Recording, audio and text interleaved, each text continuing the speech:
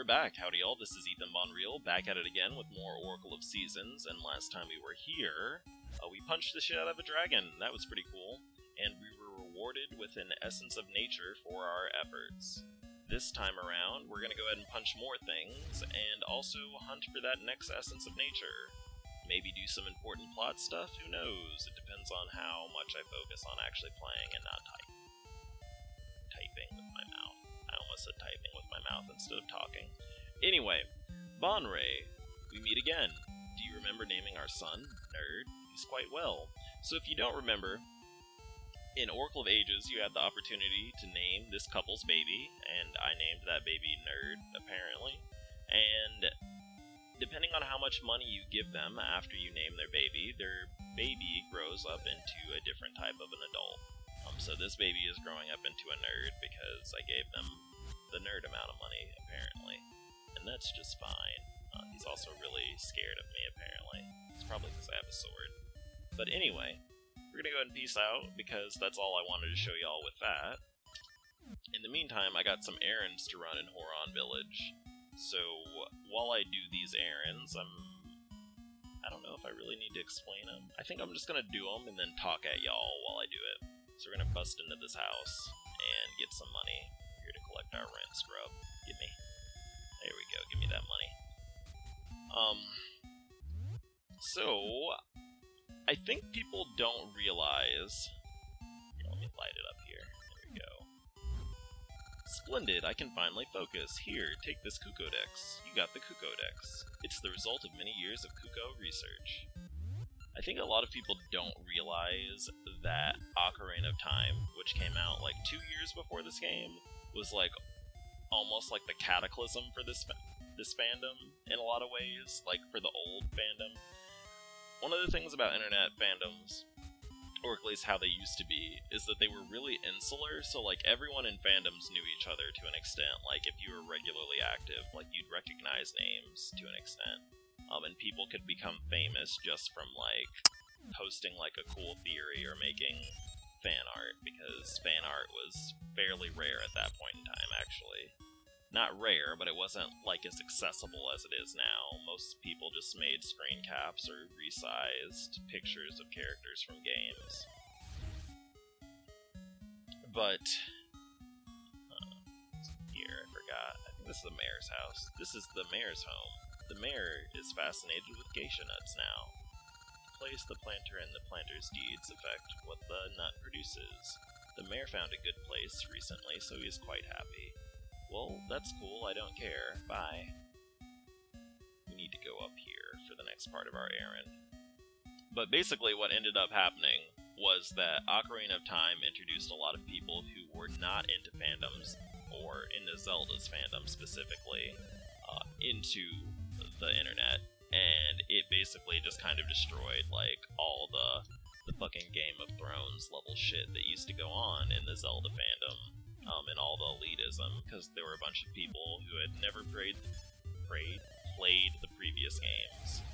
I remember when I started getting into the Zelda fandom, which I got into because I was afraid of the Sonic fandom, because that place was one of the most terrifying places on the planet, oh my god.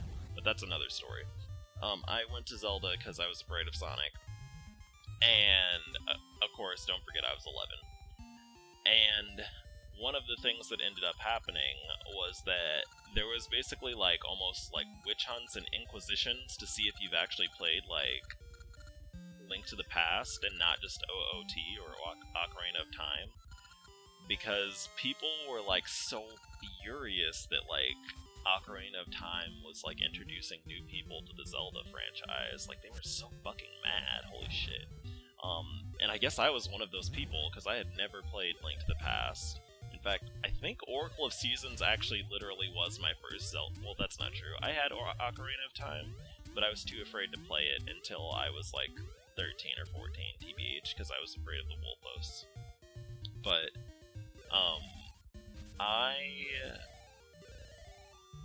I had never played Link to the Past, and that was like the ultra mega 420 sin of Destiny at that point in time. Like, if you admitted you've never played a game besides Ocarina of Time, people would be so fucking mean to you, and they would just discard anything you posted on the forums.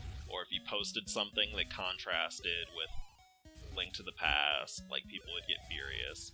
Which is funny, because now we know there are multiple timelines in the Zelda series, so it doesn't even matter that much, but I digress. It was a beautiful, terrible, horrible time in the internet, and I loved the shit out of it. It was so beautiful. I remember I was actually, like, legit terrified to, like, post on this Zelda Shrine's, like, guest book, because that's what people use to communicate sometimes. Who is this nerd? Wait, young traveler. I'm a wandering prophet, Sorkra. Sokra? Sokra? Yeah, Sokra. Ah, I feel it. Spring, summer, autumn, winter. The four spirits are calling you. Make no mistake, the Temple of Seasons is still hidden in this world. If you can find the temple, then pay a visit to the spirits who live there. Surely they can help. Farewell. I think this dude is actually a little bit superfluous, just because you already have the Maku Tree and Impa telling you what the fuck to do. And the Maku Tree has you, like, on speed dial or some shit. Like, it can contact you whenever it really wants to, so I really see no reason to introduce a third character to the mix, but you'll see what I mean more later. But I'm gonna take a break from talking about that Zelda fandom stuff for just a bit, because actually I think there's another set of stairs over here, maybe? No? No? Okay, whatevs. Doesn't matter. Oh, fuck. It's horrible! A temple! Like, fell into Subrosia. What's a temple, though? Subrosia is a secret place. I must return in secret, without being seen. Did that trash bag just talk to us? What the fuck? Okay. Take off my stuff so I can be ready to punch things. So that was legit how I felt when I first got to this part of Oracle of Seasons when I was like 11. I had no idea what her character model was supposed to look like. I thought she was like a squid or a trash bag or something. And I was like, why the fuck does that trash bag have a bow on its head? I just don't understand. But later I realized she's supposed to look like she's wearing a robe, and it's covering everything but her eyes. And now I see it. So, I should probably mention too, we're supposed to avoid her seeing us, because she's trying to make sure that no one sees her going to the secret place, Subrosia. Oh my fucking god, please don't come this way, shit. Okay, we're good. So, be careful, yeah, she pops back out right then.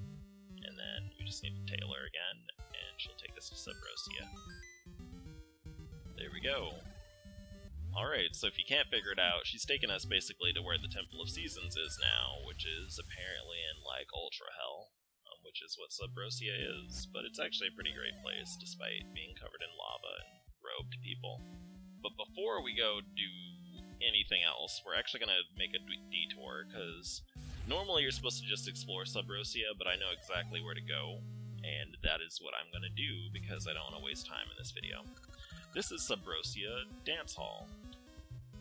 Good dancers get a prize. Here, we're about to practice. Would you like to dance with us? I totally would. Then join the circle.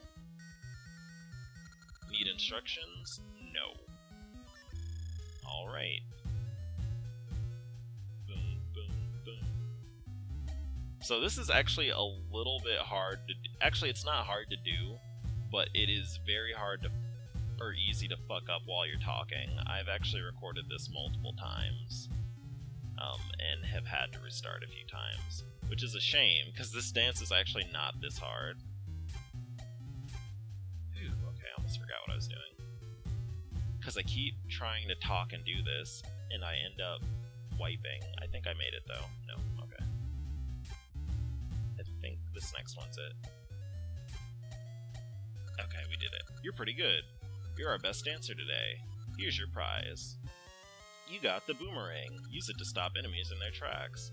You know, in Oracle of Ages, I actually never got the boomerang, and that was in part because I didn't feel like doing it on camera, because it would have took more time. And then also in part because you have other items that basically do the same thing. The Seed Shooter, which you get pretty early in the game, lets you stun enemies, and is a ranged weapon, and that is literally basically what the boomerang is for. But we don't get the Seed Suitor in this game, so we need a boomerang. And then also, the boomerang actually has an upgrade in Oracle of Seasons, and it doesn't in Oracle of Ages, so that's also useful. Let's see. I actually need to start getting ready to go pretty soon. I have somewhere to be. Well, kind of. I need to get a haircut really bad. Anyway, you finally come. When the temple was buried, I thought perhaps you wouldn't come to see me. This is the Temple of Seasons, where the 4 spirits reside. I've waited a long time for you. Do you like spring? Or summer? Fall, perhaps? But no, you must love winter. Get the Rod of Seasons and visit us. Wait in each of the 4 corner towers. That was really awkwardly worded. I always have trouble telling if something's a bad translation, or just awkwardly spoken, or if it's my dyslexia, like, acting up and making my eyeballs run amok. Hey, we got blessed with a plot item. You got the Rod of Seasons. With the power of the season spirits, it can change the seasons. But right now, it doesn't have any of those powers. It's basically just a stick. So let me show you what this bad boy looks like. So you do swing it like a sword, but it doesn't actually do anything. It can knock enemies away, but it does not do damage, so it's not a replacement for the sword in any capacity. What it does, however, is do some pretty neat plot stuff that we're about to see. So let's go this way and into the Temple of Winter. You actually literally don't even really need the boomerang if you have bombs already, because you can just... Actually, I'm gonna do it. I'm gonna throw the bombs. You can just throw the bombs to activate this switch. But again, the boomerang gets an upgrade later, so it doesn't hurt to have it now, too, just because you don't have any practical ranged weapons. Hello. Thank you for coming, child of the crested hand. The spirit of winter has been waiting for you. Din is our dear friend. Now let me bestow upon you this... What the fuck? Man, she talks really differently. Basically, she's powering up our rod, okay? We get to turn it to winter. In winter, the waters freeze and the snows pile up. Visit the other 3 spirits too. Please hurry to Din's aid. Thank you. I'll take my power and go. Goodbye. The Rod of Seasons has been blessed with the wintry chill. Climb atop a stump, and then you can call forth winter. So that is basically what this rod is for. It lets us change the season to winter when we're atop a stump, and that is pretty useful because, as we saw before... Hey, it's the Maku Tree paging us. So, the item was actually the Rod of Seasons. New roads will surely open with its powers. I dreamt of the woods in the east. There may be an essence there. Bonreal, can you go for me? Sure, I mean, I'm already in fucking literal hell, too. I might as well go to the next dungeon. So, for now, this is all we're gonna really do in Subrosia. You're supposed to kind of explore a good bit, but I don't really need to, because I knew where to go, so I'm not gonna do that.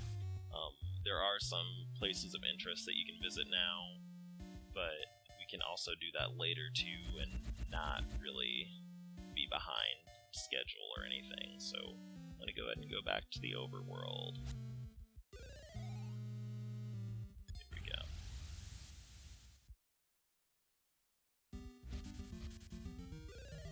Man, I'm getting a little bit sleepy. I think I'm gonna cut the video around here, because I am kind of... Hey, it's the plot person. That's it. So, this is another reason why I think that this dude is superfluous, because the Maku Tree literally just talked to us about the Rod of Seasons, and he just, like, pops up a few screens later to tell us again. It only has the power of winter, swing it from atop that stump. So I feel like they could have just made it so that the Maku Tree paged us again and just told us to swing the fucking rod on top of the stump. But, again, the target audience for this is, like, 9 years old. And I know that actually can be a little bit confusing, so I guess I'm not going to be an ass about it. But anyway, hopping on this stump, this is pretty fun. I used to love hopping on and off of these stumps. can really kind of tell that I have very aggressive ADD when you watch me play games, because I'm always doing random shit that I don't need to do, like this. But, anyway. Actually, let me get back up on this. Oh shit, there we go. Anyway. I'm gonna cut the video now. Thanks for watching, y'all. And bye? Question mark? Yeah, bye. See ya. Oh my god, I got hit. Fuck. Okay, see ya.